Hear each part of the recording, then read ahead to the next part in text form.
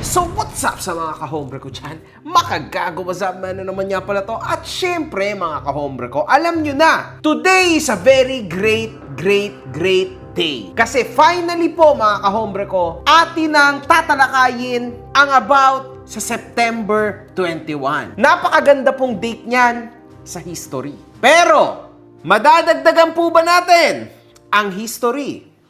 Tingnan natin.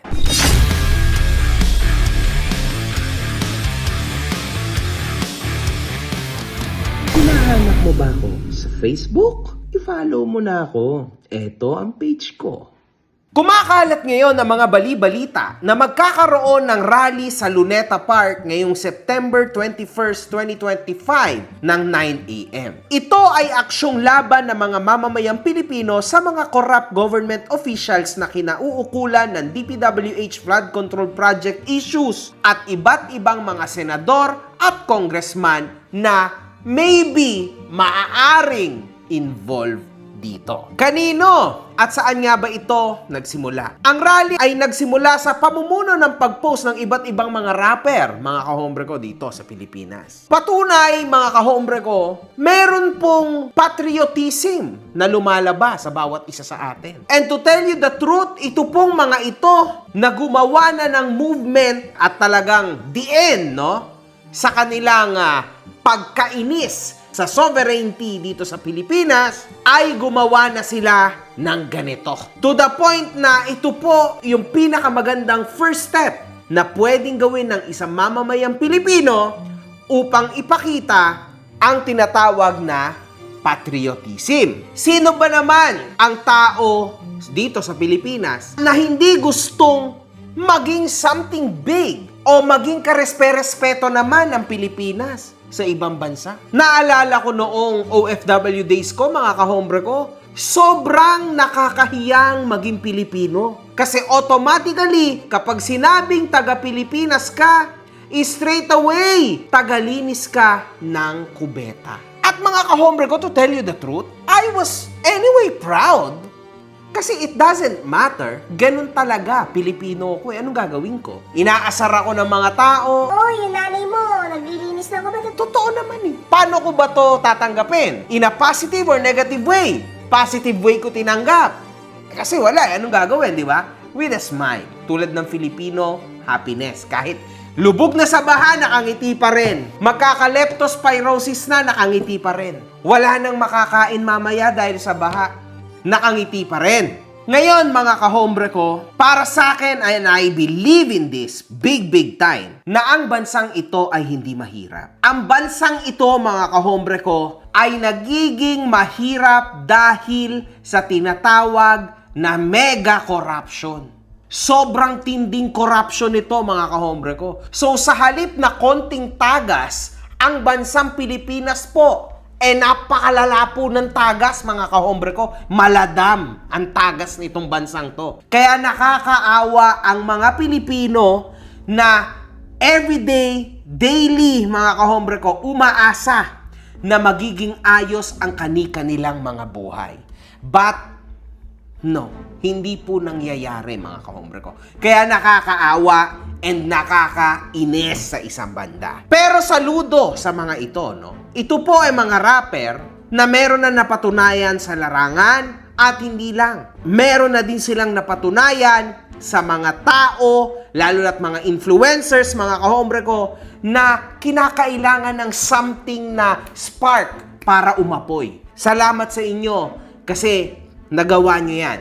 Okay? At totoo yung sinabi ng isa dito. Wala kami doon para punitin ang sedula. Nandoon kami para bigyan ng liwanag ang mga utak ninyo. That's a very nice quote from one of these people, mga kahombre ko. Sa nasabing magaganap na pagtitipon, nagawang kumontra ng isang Filipino flip-top battle MC dito. Kung gagamitin natin ang art natin para sa rally, sang-ayon po tayo. Pero kung layunin natin ay gayahin ang gulo sa Nepal at Indonesia, naniniwala pa din ako na mataas ang moral values ng mga Pilipino. Hindi natin makakamit ang hustisya gamit ang dahas. Mga magulang, bantayan po ninyo ang mga anak ninyo. Mga kabataan, huminahon tayo.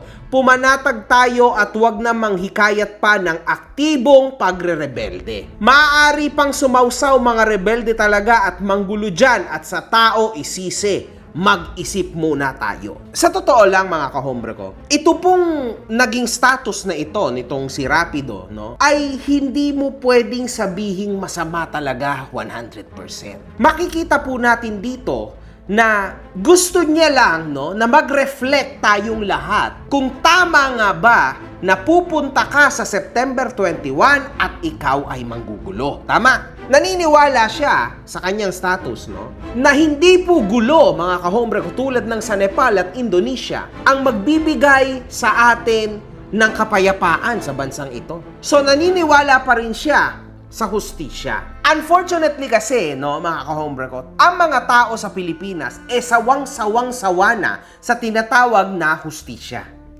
Kasi parati na po yang inilalabas, may hustisya, bumoto ng tama. Oo naman nandun na nga kasi tayo, Rapido, no? Unfortunately, kahit ikaw, hindi ka naman mayaman na tao, di ba? Simpleng mamamayan ka lang. How do you feel, no, na binabaha tayo? How would you feel na ikaw ay kumakayod, no, ng araw-araw, tas sa minsang bumaha na hindi mo kasalanan, okay? Merong budget, pero hindi nilagay doon. Hindi ka ngayon makakain, hindi ka ngayon makapagbigay ng pagkain sa iyong anak, sa pamilya mo, kasi hindi ka makapagtrabaho dahil sa baha. Walang trabaho dahil baha. Could you imagine, Rapido, kung nasa ganyan kang sitwasyon, ano ang kakaharapin mong galit? You're lucky kasi hindi mo pa yan nararamdaman. And isa pa, ito pa pinakamalala, Rapido. Imaginein mo, nagkabaha. Dinala lahat ng gamit na naatikha mo salamat sa iyong pagtatrabaho. Ano ang mararamdaman mo? Na hindi lang isang araw, taon mong ipinag-ipunan, nawala na. Ito pa pinakamalupit. Meron kang kapamilya na nagka-leptospirosis at namatay. At ikaw, for example, nagkaroon ka ng lepto, nagpagamot ka, ubos lahat ng savings mo. Ano? Okay pa rin ba yun? Pero wag mong kakalimutan na you wake up, na ginagawa mo lahat ng sakripisyo. Nagugutom ka, ang init, siksikan sa jeep, sa bus, sa LRT, MRT, o lahat na, ang gulo, chaos, naulan, napakainit, lahat na yon, no? Tas yung tax na binabayaran mo, ayun, napunta dun sa table. At paghahati-hatian nila, simula congressman hanggang sa DPWH. Ano mararamdaman mo, Rapido? Is that still okay for you? Ngayon mo sagutin. Yan ang problema, Rapido. Okay naman tong sinasabi mo to reflect. Pero, mas mababa ang porsyento ng okay kaysa sa hindi. Kasi wala talaga ang hirap nitong ipagtanggol, Rapido. Kasi after all that is happened sa bansa natin, wala na bulag na ang mga Pilipino. Tapos na It's over. Harap-harapan tayo niloloko. Yun kasi yung problema, mga kahombre ko. Harap-harapan nilang babaguhin ang storya. Harap-harapan nila tayong pagsisinungalingan. Everything is online. Kita nyo naman, reaction ng mga mukha nila sa live. Kita nyo yung galawan nila, yung body language na alam nyo. That's why, punong-puno na po ng kasinungalingan ang utak ng Pilipino to the point na wala na. Wala na pong eepektong kasinungalingan. Suka na yung next, nakakasuka. And now, the fire of being a Filipino is finally back. Kaya wala nang atrasan ito. I really hope you understand this, Rapido. Ang post ay nagresulta sa pagbatikos ng mga tao sa kanya. Dapat yung inutil mong opinyon, sinasarili mo na lang. Kung gusto ng ibang rapper o kahit hindi rapper na pumalag sa maling sistema, huwag kang makialam sa kung anong hakbang ang gusto nilang gawin. Hirap sa'yo, wala ka nang bilang sa eksena, wala pang sustansya pinagsasabi mo. Wala kaming respeto sa battle rapper na tinalo ni Badang. Boto Nomorado 5-0 para Badang. Totoo namang hindi kailangan ng dahas, pero hindi din kasalanan ng kapwa mo Pinoy na magising. Ikaw mismo nakakasaksi sa mga nangyayari tas ayaw mo magrebelde. Actually, ito yung sinabi ko Ayaw din namin sa totoo lang, pero kung yung pera ng taong bayan ninanakaw sa harap mo, hindi ka ba sisigaw ng pagbabago? Gising, Idol Rapido, makiramdam ka naman Naninakawan ka ng harapan, gusto mo pumalag sa social media lang? Oh my God, man. Actually, ang bigat nito. And medyo kinikilabutan ako, mga ka-hombre ko. Eto naman, sabi ni Shernan. Wala ka naman makain sa araw-araw, nagkakasala ka pa sa amin? Tol, wag mong sabihin na gagayahin ang Nepal dahil hindi ganon, Tol. Marami nang gustong bumoses. Ito na lang yung nakikita namin paraan para may magawa man lang dahil wala namang kumikilos ng tama sa nasa pwesto. Gusto lang namin may gawin kesa wala, pero hindi para umabot dyan sa Nepal. Wag mong idikit sa gusto lang namin bumoses at kumilos dahil sobra na. Mahal kita bilang kaibigan, Tol, pero pagdating sa ganyang paniniwala mo, X yan. Pero sige, bilang nakakaunawa, ako na lang yung mag-uunawa sa'yo. Huwag mo nang gagamitin yun, ha? So nagkaroon din po ng isang post noon, si Rapido tungkol kay Supafly. Dapat arestuhin na to habang maaga. So, this guy is actually a snitch. Which ayan po yung pinakapangit sa mundong ito. Kasi pinipilit mong ilabas ang iyong pagiging Pilipino, tas kapwa mo Pilipino ang tatarantado sa'yo. Pwede ba, mga kahombre ko, uulitin ko na naman, kalimutan muna natin ang ating mga kulay politika. Ang ipaglaban natin ay ang pagiging Pilipino natin. Huwag na tayo dyan sa politika na yan. Wala na tayong pakialam dyan. Alam niyo yun, mga kahombre ko. Sa totoo lang, eto katulad ko, mga kahombre ko. Hindi ko naman ito kailangang banggain. Hindi ko naman ito kailangang gawin because I am okay with life. Pero tangina, mga kahombre ko, I am here trying to help my country, mga kahombre ko. Half pa ako, half Filipino lang ako, mga kahombre ko. Partida na to. Ganun kalakas yung pagiging Filipino sa dugo ko because I love this country. I love Filipino people. Sana naman walang ganito na maglalaglagan, tayo-tayo rin lang naglalaglagan. Ano to, man? Dapat tayo-tayo yung magkakakampi. Mali po ba ang pinaglalaban natin ngayon? Hindi ito yung oras para matakot, manakot, manlaglag. Dapat dito tayo ay nagkakaisa. Sa ganung paraan lang magkakaayos ang lahat kung tayo ay nagkakaisa. Pero kung merong isang ganito, it's not gonna work. Sana, mga kahombre ko, itong tao na ito ay tumahimik na lang. Tumahimik ka na, Rapido. Hindi okay ang ginagawa mong astahan. Dahil dito, naglabas ng video si Rapido upang ipaliwanag ang kanyang side. Sana naman pinakinggan niyo po muna yung side ko, mga kapatid, bago tayo magpo-post sumuporta dun sa mga bagay na hindi pa tayo sigurado. Sino bang hindi magagalit sa nangyayari ngayon sa sistema ng Pilipinas? Sa katunayan nga po yung page ko, kung titingnan nyo, previews, halos puro naging political analyst na nga ako eh. Dahil sa pakikialam ko sa politika, dahil alam natin na hindi natin tanggap yung mga nangyayari na yan. So ibig sabihin, alam ko yung damdamin nyo guys, mga tol, mga kapwa ko rapper, alam ko yun. Ngayon, kung sasabihin nyo, hindi ko ginagamit yung pagiging rapper ko para sumuporta sa inyo. Hindi pa po nagkakaroon ng flat project. Nauna na po kami gumamit ng rally. Pagkaisa na kami sa rally na yan. Alam na namin yung mangyayari sa pamamagitan po ng church namin. Ibig sabihin, willing po ako at hindi po ako tumututol sa gagawin yung rally. Yun nga lang, ganito kasi nangyari doon eh. Merong post yung Supafly kasi sa newsfeed ng page ko, nag-a-appear siya. Meron ako nabasa na post niya na mala purge to. So doon ako, alam niyo naman po ibig sabihin ng salitang purge. Kung nanood ka ng pelikulang purge, ibig sabihin ng patayan. Yun ang kinukundin ako. Sino bang tanga na kokontra sa rally nyo? Hindi ako tutol sa rally nyo. In fact, gusto ko nga po yun eh, na gagamitin mo yung rap mo, gagawa ka ng kanta para kontrahin itong mga bulok na sistema ng Pilipinas na to. So, hindi tayo magkaaway. Magkakampi tayo. Yun lang sinabi ng Supafly na mala-purge to at nag-iimbita na magrebelde. Yun ang tinututulan natin kasi mali yun. Pagpatay yun eh. Pag sinabing purge po, pagpatay. So, mali yung ginamit niyang term. Siguro hindi rin siya aware na yung salitang purge is masyadong harsh yun, masyadong hard yun. Ngayon, mga kahombre ko, alam niyo naman kung ano yung movie ng Purge, di ba? So, pangit yon. Tama naman si Rapido sa part na yon. Yun nga lang, binuraata nitong Supafly yung status niya, kaya pumangit yung konteksto ni Rapido. Pero mga kahombre ko, wag naman tayo nga abot sa ganyan. We don't need this. We're not into this for this. Nandito tayo upang ipaglaban lang. Ang sa tingin natin ay tama para sa atin, sa mga Pilipino, at sa ating bayan. Hindi po para manggulo, ha? Gumawa ng trouble, kung ano-anong iba to. Man, relax guys. Lahat ay kayang pag-usapan pa, ha? Sa tamang pagkokomunika. Hanggat makikisama ang mga pulisya, relax, man. Hindi natin kailangang mag-vandal, tarantaduhin yung ibang mga sasakyan. Relax. Hindi pa. Kasi wala naman pumapalag sa atin, di ba? So, hindi pa tayo pwedeng pumunta doon. Sa araw na yan, relax. Ipakita lang natin sa mga kababayan natin na mga naduduwag pa sa ngayon na tayo unti-unti nang nabubuo.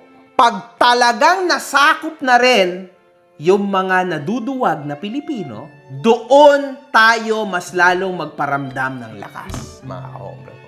Hindi ibig sabihin nun, violence.